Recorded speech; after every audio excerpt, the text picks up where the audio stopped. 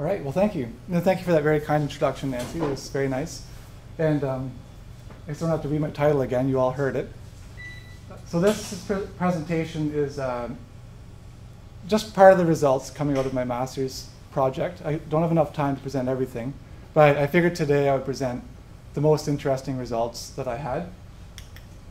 So looks like the end, but I put this slide right at the beginning, just because I wanted to make sure to give credit to everyone who helped me in this project. Often these slides are at the end of presentations and you get rushed through and people are bored. I'm going to put it right now. I'd like to thank my committee members, Drs. Nancy Lukai, Lenny Meyer, Chandra Shahi, and Stephen Newmaster. Other co-authors, Shailendra Adhikari, Aaron Fazekas, and Prasad Kasanakurdi. Technical assistance from Mr. Stephen Pietro, and also numerous field and laboratory assistants that helped me along the way. And of course, these organizations here I also thank. So the overview of this project, my project was embedded within a larger project, as some of you will know, the Intensive Silviculture and Competition Theory Linking Practice and Science project here at Lakehead. And within my study, I was comparing trembling aspen and white spruce mixed woods and contrasting them with pure stands of these species. Specifically, I was focusing on below ground dynamics, trying to figure out what happens with the roots of these species when they're growing by themselves in pure stands versus when they're growing together in mixed wood stands. So backing up a second, like who cares about this? Like why does this matter? Well, as you probably know, silviculture in Ontario has traditionally favored the development of conifer monocultures to the extent possible for various reasons. However, mixedwood forests might be more productive, more natural, and biodiverse. And in many areas of Ontario, it's actually what would normally be there. So there's some good reasons to promote mixedwood forests. However, there's limited information on mixedwood forests, particularly below ground, because as you can imagine, below ground, research is expensive and time-consuming to conduct. But however, it's still worthwhile to do this kind of research because it can improve mixedwood forest models in planning. Because if we better understand what happens when these trees are together, then we can predict better for the future. So the first question I was looking at is this idea of vertical stratification. And to explain what I mean by that, I have two hypothetical pictures on the screen here. On the left, a no stratification scheme, and on the right, stratified roots. And what these pictures are representing is the bottom axis is root prevalence, running from low to high, from left to right. And then the vertical axis is depth, at the top shallow, and then at the bottom deep. So if there's no stratification, what you might find is white spruce and trembling aspen, SW and PT, having lots of roots in the shallow soil horizons and then dropping off rapidly with depth. However, if there's a stratified root situation, what I'm suggesting here is that perhaps the trembling aspen roots might shift to somewhat deeper soils. So you might think, okay, that's fun. Why does that matter? Well, the cross-hatched area, or the slashed area just revealed, is indicating the area in which those two species are directly competing for the same soil resources. So you can see if there's no stratification, that area of direct competition between species is much greater than if the roots actually stratify. And the other important thing to note about this is the total realized niche, like the total amount of the ground that's being occupied by roots, is increased. Because in this middle section here, if this happens, there's way more roots in that middle depth than there was over here, because none of them were that intense.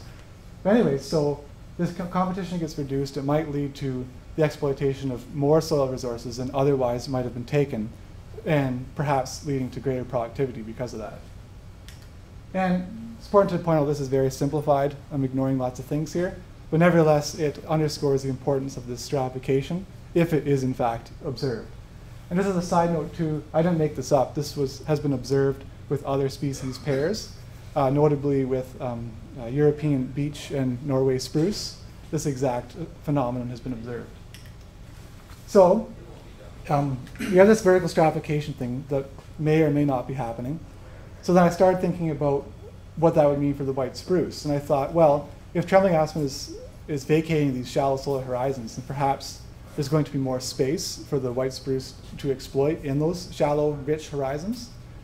And then the other reason why I thought white spruce might preferentially exploit these shallow horizons in the mixed wood stands is because of this idea of facilitation.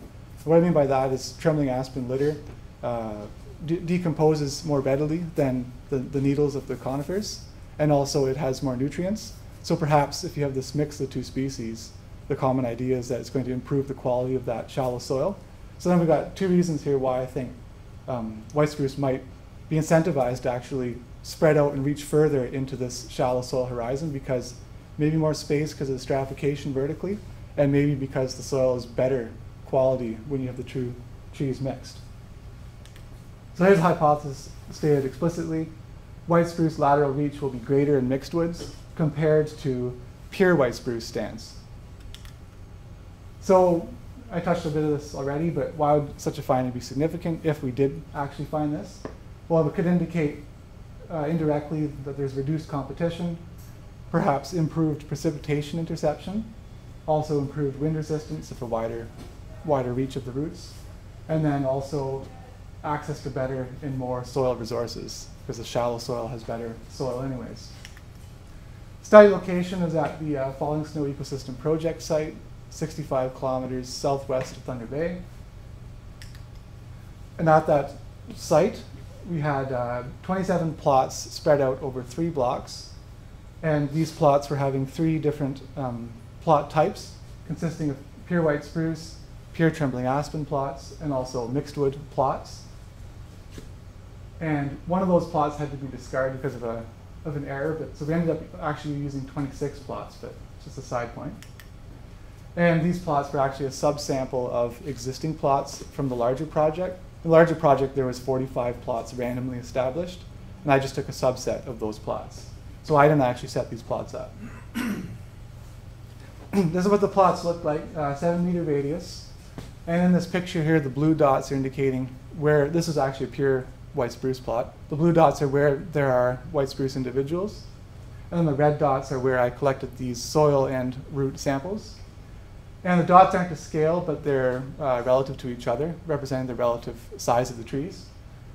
So what I ended up doing is collected leaves from every tree on those plots, and then also collected the 3 soil root cores, as you see. And then the organic layers were excavated by hand with a knife and a square. And then the mineral layers were sampled using a motorized soil auger, which is essentially a ice auger with a different bit on it, maybe about that wide. So then the roots back in the lab, they're separated from soil via flotation with lots of painstaking effort from lots of undergraduate assistants, which is much appreciated. And then I sorted them into 3 different categories: a white spruce category, trembling aspen category, and a general other category. And then the fine roots were scanned, dried, and weighed. And then what I did, for just the white spruce roots, 45 white spruce root fragments per plot were randomly selected for some DNA analysis later on. So here's the challenge. So I have these 2 dimensions, vertical and horizontal. I'm trying to study the distribution of these roots. Well, vertical is relatively straightforward because you just dig a hole and see where the roots are. Well, I mean, like, I'm obviously not giving credit to all the work that's involved with that, but I mean, it's not that difficult. It just takes a long time to do. The horizontal mapping, figuring out where the roots go horizontally, that's considerably more difficult. Because I mean, you dig a hole and you pull up a piece of root. Well, which tree did it come from? You don't know. If you want to know the generalized distribution of roots from a tree, it's kind of hard to do. So there's a number of ways you can do this. Earlier this month, I had the good fortune of going to a Root 2011 conference in Quebec. And on one of the field trips there, we saw a demonstration of a technique called hydraulic excavation, and it's quite effective. So essentially, it's a forest firefighting hose with a pump in the lake, and they're just blowing away all the soil. And they were doing this on sites, maybe as many as 10 trees, they would do that. So advantage of this technique is, obviously it gives unequivocal information about where the roots are, because you can see them all. You exposed everything. The big disadvantage with it, though, is it's only coarse root information because the fine roots are blown away. And also the site is destroyed, as you can see. So I don't think people would like that if I ruined falling snow in this manner. So, so there's a couple other techniques that could be used, but I ended up settling on a DNA profiling technique just for the reasons that it's minimally invasive, and I had a feeling that it might yield some decent results. And I'll explain in a minute here how I did that. So the DNA analysis. So as I mentioned, I collected leaves from every white spruce tree on the plots. So a DNA profile is obtained for all those trees from those samples of needles, and then also for the white spruce root fragments that I collected. And then I had profiles of the roots, and then I could match them with which tree they came from. And to do this, I used a technology called simple sequence repeat markers. Some of you might know it as microsatellites, but I prefer this name, it's more descriptive. And this is just an example of what this kind of result looks like. Here's two plots. They're called electropherograms. And essentially you can see here, here's a profile from a root, and here's a profile from a tree. And this was the only tree on the plot that had that profile, and this root had that profile, so then I concluded, okay, this root came from that tree. So just to explain a bit, like maybe some people haven't heard about what these things are. What are these simple sequence repeats anyways? Well, what I have here is just a made-up DNA sequence. It's not actually real. If you notice right there, there's the base pairs AT repeating over and over. Well, that's it. The simple sequence repeat is the AT part. The simple sequence part is the AT part, and then it's just being repeated over and over. That's all this is. And then for fun, I just threw in a couple others, CG repeating, and also ATT repeating over and over. So that's great. So the reason why these regions are very useful for the type of work that I'm doing is the length of those regions will vary by individual.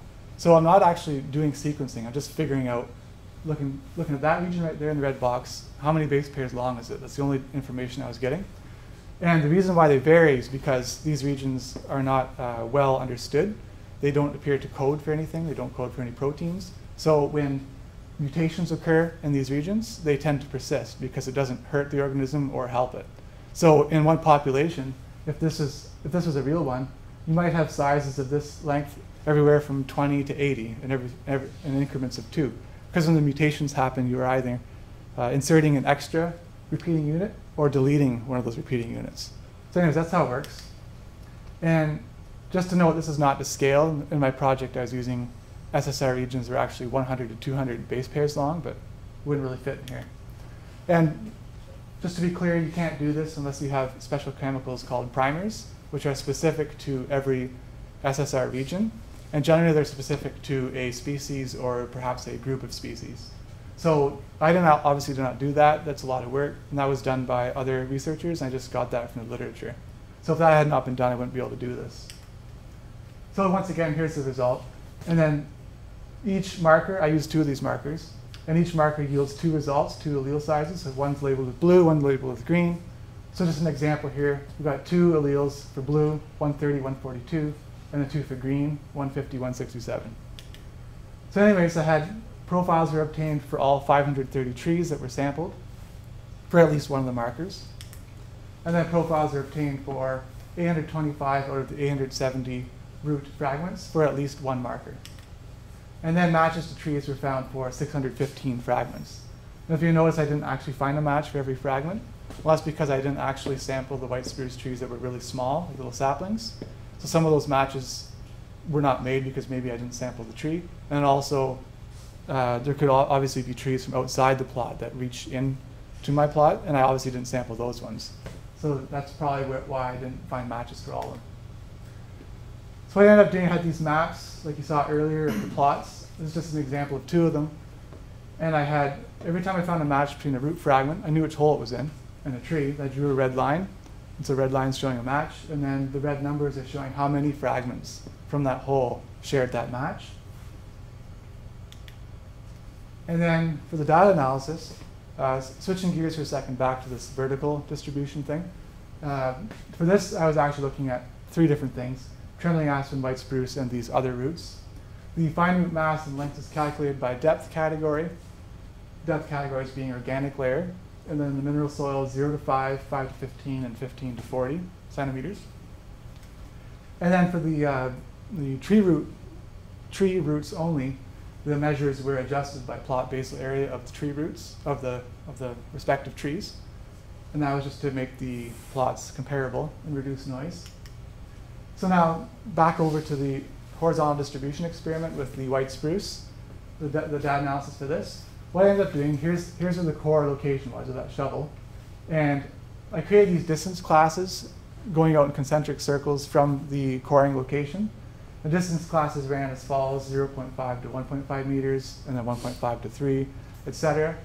And then what actually ended up happening is I had all these, in that hole, I'd collect, say, 15 root fragments, and I'd find a match for every one. I'd find out which tree it's in, and then I'd categorize it by, okay, all these root matches was from this distance category, and all these root matches was from that distance category.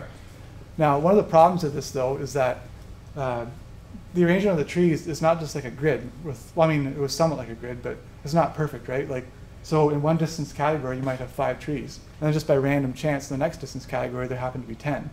So if you didn't account for that somehow, there'd be all kinds of noise. Because then, let's say you had that situation in this one particular plot, we had all kinds of trees by dumb luck in one distance category. Well, we look at the distribution profile of the roots, and we might conclude, okay, there's all the trees in this plot like to put their roots 3 meters out. But that's completely erroneous because we just happened to have a whole lot of trees in that distance category. So that's why I had to do this. I weighted actually the root counts by the basal area of the white spruce trees that was in that distance category. So in other words, if you had only one tree in that category, finding a root match was more significant than if you had 10 trees there. So on to the results. Vertical stratification. The stratification was not actually observed, so we did not find that. And if you look at these plots, just to explain it, I'm only showing root length here, but this was done with root mass as well. On the left side, I'm showing white spruce. So length going from 0 to 60, and these adjusted root length parameter, where I've adjusted for basal area. And then on the vertical axis, I have the different depth categories: organic, 0 to 5, 5 to 15, etc. So, and then I have, within each depth category, I have 2 symbols. And this, on the left side, I've got diamonds for mixed wood, and then squares for pure white spruce stands. So as you can see, within any one depth category, there was no significant difference between the stand types. It didn't matter what stand type you were in. It was the same distribution as you go down into the soil. And the same deal with the trembling aspen. You can see within any one depth category, there was no difference between mixed wood and pure trembling aspen. So we didn't see stratification. However, there was some evidence of facilitation occurring. In one of the blocks, the organic layers in the mixed wood and the pure trembling aspen plots were less acidic than in pure white spruce plots. And you can see the numbers there. So there's some indication that maybe trembling aspen is reducing the acidity of the soil. So now on to the results from the DNA root matching experiment. Now this is horizontal characterization of the spruce trees. Just to explain this plot a bit, I'll just throw a tree in here. And imagine this tree being a idealized tree from one of the plots. It's not any one particular tree in the plot, but if you just kind of blur your eyes and look at the plot, this is what a typical tree looks like from the plot. So if you're standing at that tree on the y-axis there and you walked away from the tree, this is what you might reasonably expect the distribution of the roots to be. So as you're close to the tree, as you would expect, there's lots of roots. And you're walking away at 2 to 3.5 meters, dropping off, etc. That's what this means. The actual means there's this proportional adjusted root counts. But so we actually had a significant result for this experiment. And I just wrote it out just so I say it straight. Sometimes these things are kind of confusing. So between distance class 1 and 2, so that's the first one here and the next one out, root prevalence decreased significantly in both plot types, but it decreased to a greater degree in the pure white spruce plots. And what that means in the plot here, look at the dotted line for mixed wood. It's dropping off in that manner, but in the dashed line for pure white spruce, the drop is much more precipitous. So it's going down faster. So this is kind of supporting what my hypothesis was. I'm using that qualifier kind of because what I was hoping to see is within one distance class, I was hoping that there would be way more roots in the mixed wood than there were in the pure spruce. Well, we didn't exactly see that, because that would mean that, for example, those two dots would have to be further apart. Didn't exactly see that, but it's something similar. It dropped off faster in the pure white spruce. So I'll take that. It's pretty good. The other thing that was interesting to look at, so we have this effect of plot type. Then I looked at it separately for the different blocks, because I was just curious to see if the effect was different in the different blocks. So we have it broken up here, 3 different blocks, and you can see that same pattern of a difference between mixed wood and pure spruce. That same pattern is still present in blocks 3 and 4. But if you notice in block 2, it doesn't seem to exist. In block 2, it doesn't seem to matter which plot type you're talking about. The distribution is the same. So keep in mind, what I'm talking about here isn't actually significant. It's still p-value 0.099. But it's still interesting to look at this, because blocks 3 and 4 look the same and different than block 2. So I thought, well, what's different about these blocks? The first thing I looked at was the slope exposure. The blocks 3 and 4 have the same slope exposure. They're both facing southeast, whereas block 2 is facing northeast. So perhaps there's some difference with solar heating, and perhaps a slightly longer growing time for the roots because the soil gets warmed more. That's one possibility. And the other thing I was looking at too is I thought, well, maybe this effect only happens once the trees get to a certain size, once the competition gets to a certain intensity. And to start trying to tear that apart, I looked at the average white spruce tree height on each of the plots. So actually, Schlender, what he did for me is he calculated the average white spruce tree height in every plot, and then I arranged, so I had one number per plot. On this plot, the average height is this. So I arranged all the plots from short to tall, and then I just cut them in the middle and made a new factor called tree height factor. And then all the ones on the left are going to be the short tree plots, and all on the other side or whatever are going to be the tall tree plots. So now I've got a new factor, and it's tree height. Remember, this is after the fact. It wasn't designed, the experiment was not designed this way. So the new factor, tree height, and then I ran the statistics again by taking out the block factor and inserting this new tree height factor to see if that's really what's driving this. And before I just changed the slide, what was interesting really when I did this tree height thing, short and tall, what I noticed is that in the block 2, there were only existing the short tree plots. There was no tall tree plots. Whereas in the blocks 3 and 4, there was a combination of both short and tall tree plots. So right away I thought, well, that might have something to do with it, because block 2 is different now from blocks 3 and 4. Didn't have any tall tree plots. So anyways, did the statistics again, dividing it up differently. So now I've got the short tree plots, and I have the tall tree plots. And look at what we have here. The tall tree plots, the pattern, is exactly the same as what we were seeing for blocks 3 and 4. And then the short tree plots is just what we saw in block 2. So, and this was actually significant too. There's a number there, 0.099, so it's a kind of a 3-way effect. So that's interesting. What I would glean from that is perhaps, like I said, this effect might only be happening when the trees get bigger. So definitely more work needs to be done on that. Maybe look at forests that are more developed and older to take a look again. And also, if you were to design such a project again, you should really pay attention to the relative sizes of the trees. Like I had this very large range, average height 5.1 at the one end and then 8 at the other. So maybe that has to be paid more attention to. So conclusions coming out of the work that I showed you today is that an approximately 20-year-old stands at the Falling Snow Ecosystem Project site. The trembling aspen and white spruce root stratification was not observed. Less acidic organic soil was associated with the presence of trembling aspen. White spruce trees and mixedwood stands demonstrated a subtly wider lateral reach. However, this might only be occurring amongst the taller, more developed stands.